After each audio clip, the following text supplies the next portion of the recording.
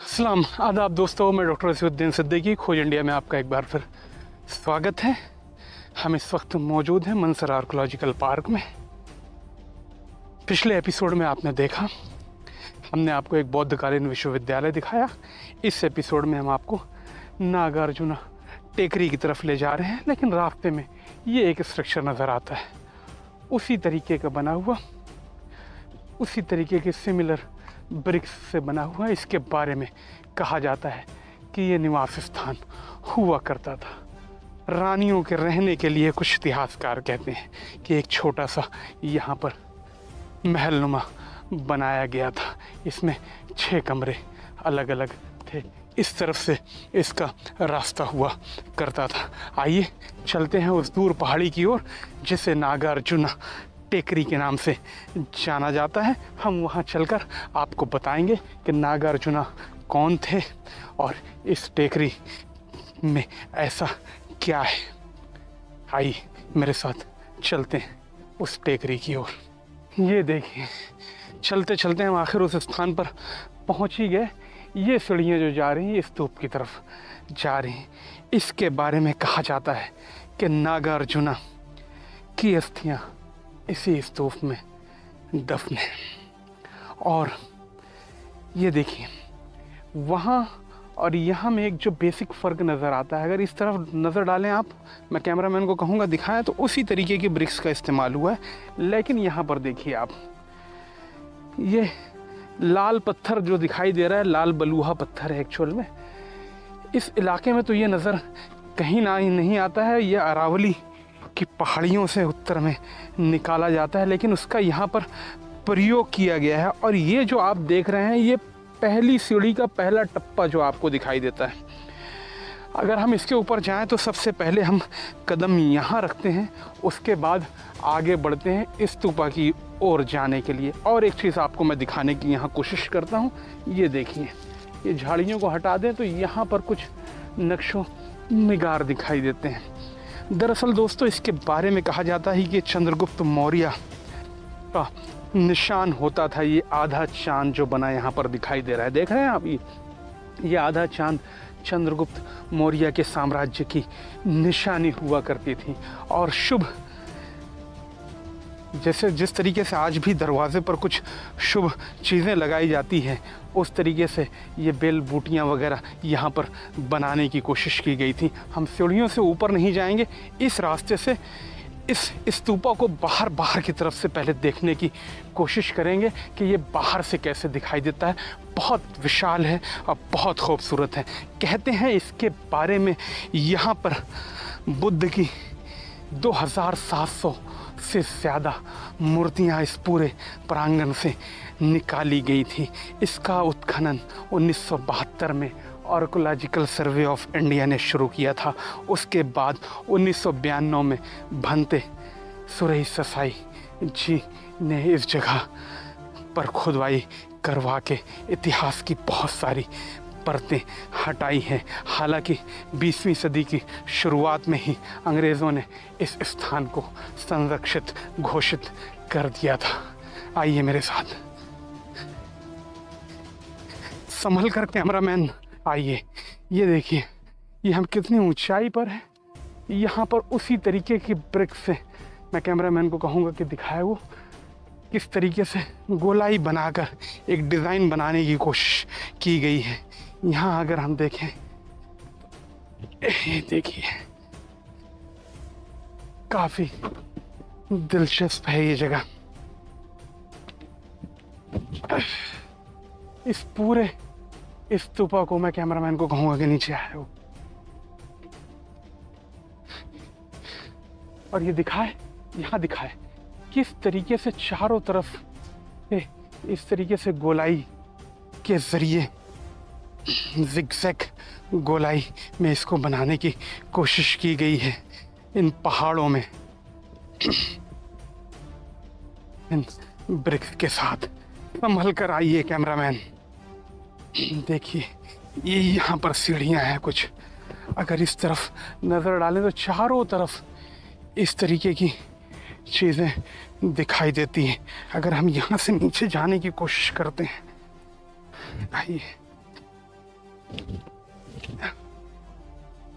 आइए, ये नागार्जुन की पहाड़ियां, नागार्जुन टेकरी है। लगभग 1700 से 1800 साल पुरानी सभ्यता है। कुछ इतिहासकार तो 2200 साल पुरानी सभ्यता कहते हैं। यहाँ से दिखाइए कैमरामैन आप इस स्तूपा को। ये कितना खूबसूरत है, कितना विशाल है और कितनी गोलाई में ब्रिक्स वर्क यहाँ किया गया है इन पहाड़ों में। ये मेरे साथ, मैं कैमरामैन को कहूँगा कि संभल कर आए। देखिए ये बहुत ही खूबसूरत है, बहुत ही विशाल है। देखिए अब कितना खूबसूरत है ये स्तूपा। यहाँ पर एक केव नजर आती है, उसको भी देखने की कोशिश करेंगे कि दरअसल वो क्या है। ये देखिए इस तरीके की लिपियां यहाँ पर पत्थरों में दिखाई देती है, कुछ लिखने की कोशिश की गई है। ये देखिए, लेकिन आज तक इनको कोई पढ़ नहीं पाया है। कहते हैं ये किस ज़बान में। ये देखिए ये एक गुफा है। यहाँ पर कैमरामैन को कहूँगा कि वो आगे आकर दिखाए। एक रास्ता है, गुफा है अंदर की ओर जाने वाली। बहुत डरावना है, काफ़ी खतरनाक है। यहाँ देखिए, यहाँ पर इस पत्थर पे भी फिर कुछ लिखने की कोशिश की गई है। ये देखिए ये कितना खूबसूरत है। ये देखिए इसकी गोलाई आज के ज़माने के कारीगर भी इस तरीके की गोलाई नहीं ला सकते हैं। मेरा दावा है कि 1700 साल पहले इतना खूबसूरत काम किया गया है। वो लोग कितने एडवांस रहे होंगे। ये देखिए 1700 साल पहले का कंस्ट्रक्शन लगभग। नागार्जुना टेकरी। जी हाँ दोस्तों, मैं नागार्जुना जी की बात कर रहा था। नागार्जुना जी के बारे में कहा जाता है कि वो रसायन विज्ञान यानी केमिस्ट्री के बहुत बड़े साइंटिस्ट थे। उसके अलावा भी उनको कई इल्म में बहुत बेहद महारत हासिल थी और बहुत बड़े वैद्य भी वो थे। कहते हैं कि उन्होंने अपना बहुत सारा जीवन का हिस्सा यहाँ पर बिताया था, इन पहाड़ियों के आसपास बिताया था। वो शासन सातवाहना से लेकर वाकाटक्का हुआ करता था। मैं कैमरामैन को कहूँगा कि वो आए, मेरे साथ आए, दिखाने की कोशिश करें। ये देखिए इस स्तूपा को बाहर से हम देखने, ये यहाँ पर देखिए, यहाँ पर देखिए, यहाँ पर ये किस तरीके से ये डिज़ाइन बनाने की कोशिश की गई है। ये देख रहे हैं आप, इसको कितना खूबसूरत है। अब दिखाइए, यहाँ की खूबसूरती को दिखाते रहिए कैमरामैन लगातार। आप 1700 साल पुराने शहर में इस वक्त मौजूद हैं। आपने हड़प्पा नहीं देखा, मोहनजोदड़ो नहीं देखा तो कोई बात नहीं। नागपुर से आप सिर्फ 40 किलोमीटर की दूरी पर ये विशाल स्तूप देख सकते हैं, जिसके बारे में कहा जाता है कि ये बौद्धकालीन है। नागार्जुना की अस्थियां यहाँ पर हैं और कुछ लोगों का तो कहना है कि भगवान बौद्ध की भी अस्थियां यहाँ पर हो सकती है अगर नीचे की तरफ खुदाई की जाए। ये देखिए, सभ्यताएं हमेशा पानी के किनारे ही जन्म लेती हैं। ये देखिए यहाँ पर ये तालाब नज़र आता है जिसे मनसर का ऐतिहासिक तालाब कहते हैं। मैं कैमरामैन को कहूँगा कि आगे बढ़कर वो तालाब दिखाने की कोशिश करे आपको। देखिए कितना खूबसूरत, कितना दिलकश नज़ारा है। साइबेरियन बर्ड्स अभी तो यहाँ पर मौजूद नहीं है।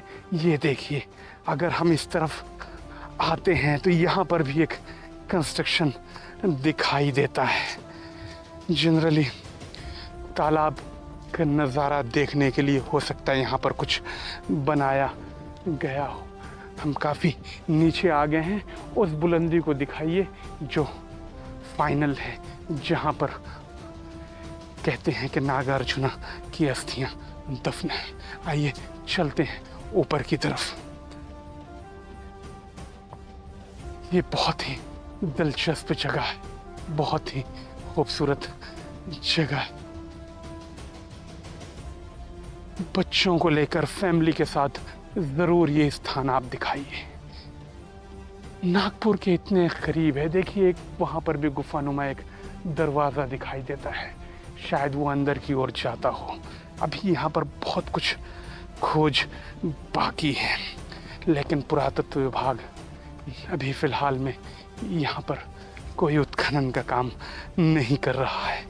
ये देखिए, ये डिज़ाइनों को देखिए कितनी खूबसूरती से यहाँ पर निकाला गया है। आइए ऊपर की तरफ चलने की कोशिश करते हैं।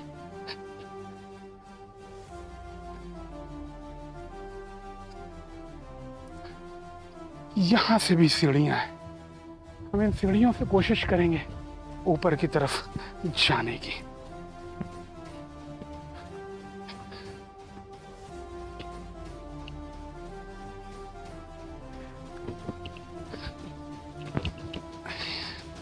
संभल कर आइए कैमरामैन, बल्कि कैमरा कुछ देर के लिए ऑफ कर दीजिए ताकि हम ऊपर पहुंच जाएं और फिर ऊपर इत्मीनान से शूट कर सकें। फाइनली हम ऊपर पहुंच ही गए हैं। काफ़ी ऊंचाई है, कैमरामैन को कहूँगा दूर से दिखाए, विहंगम दृश्य दिखाए।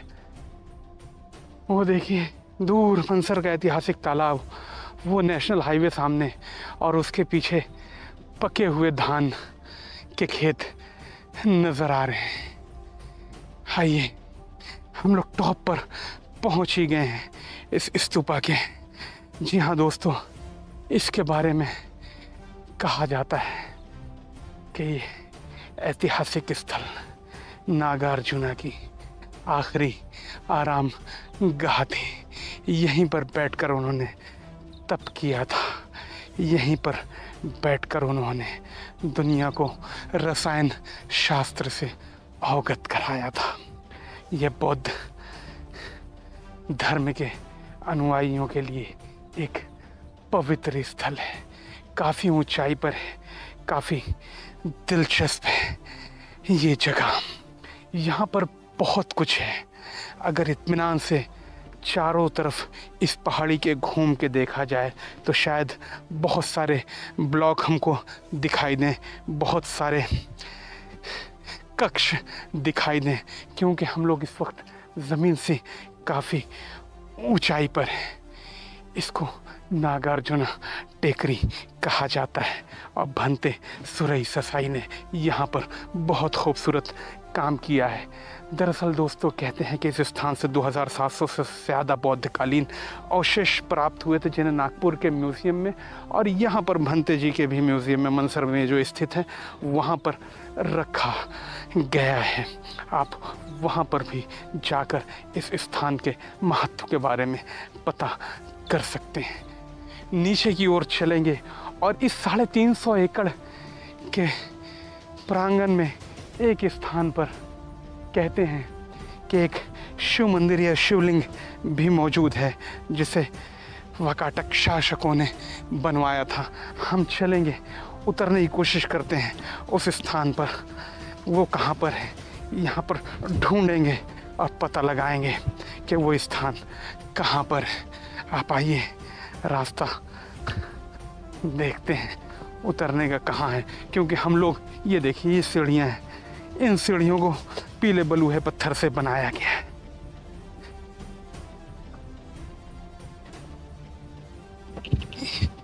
काफी दिलचस्प है ये जगह। ये देखिए उसी तरीके के डिजाइन यहाँ पर फिर नजर आते हैं। यहाँ से कोई रास्ता नजर नहीं आता जाने का, शायद इस तरफ से हो।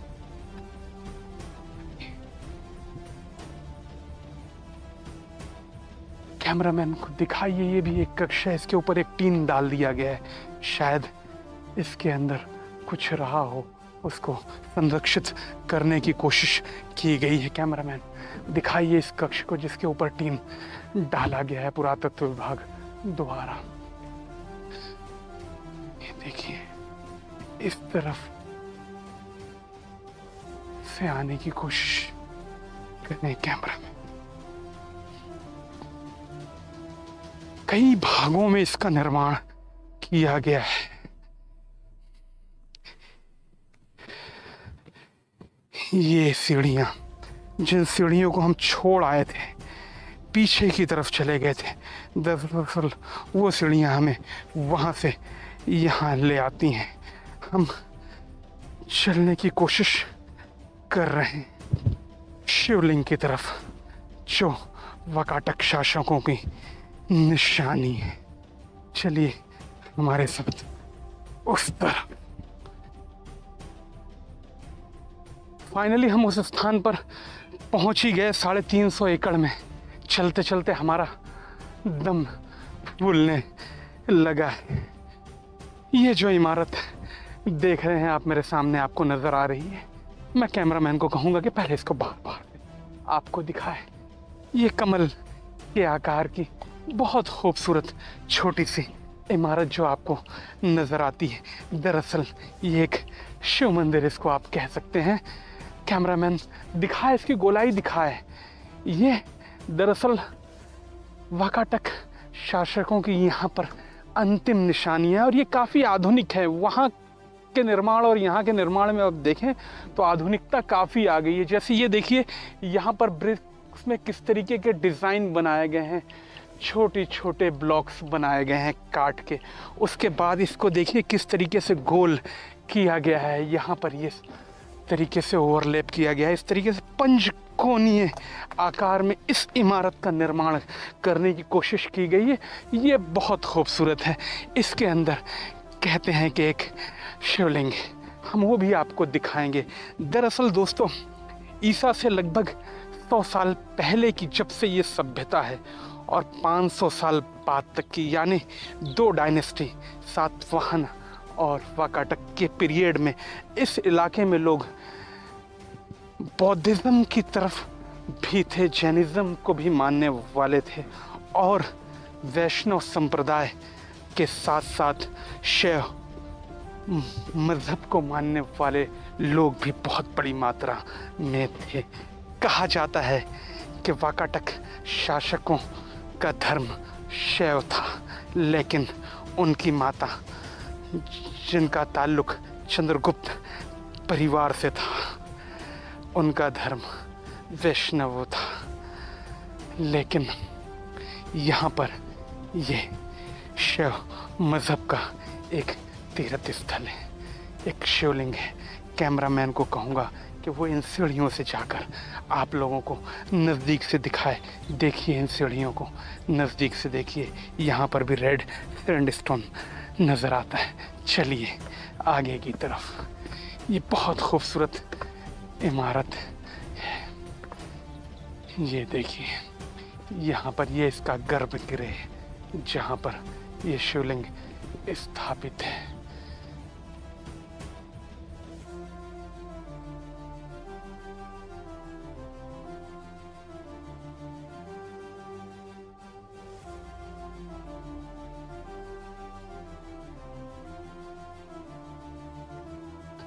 ये काफ़ी खूबसूरत है और बहुत खूबसूरत स्टाइल में इसका कंस्ट्रक्शन किया गया है। मैं डॉक्टर रज़ियुद्दीन सिद्दीकी 350 एकड़ विशाल प्रांगण को अभी तक आपको दिखा रहा था, घुमा रहा था। लगभग 600 साल का इतिहास इस विशाल प्रांगण में दफन है। आज भी उत्खनन की और ज़रूरत है, और इसको संरक्षित करने की भी बहुत सख्त ज़रूरत है। मैं doctor Raziuddin Siddiqui, Mansar archaeological park, Khoj India, Nagpur.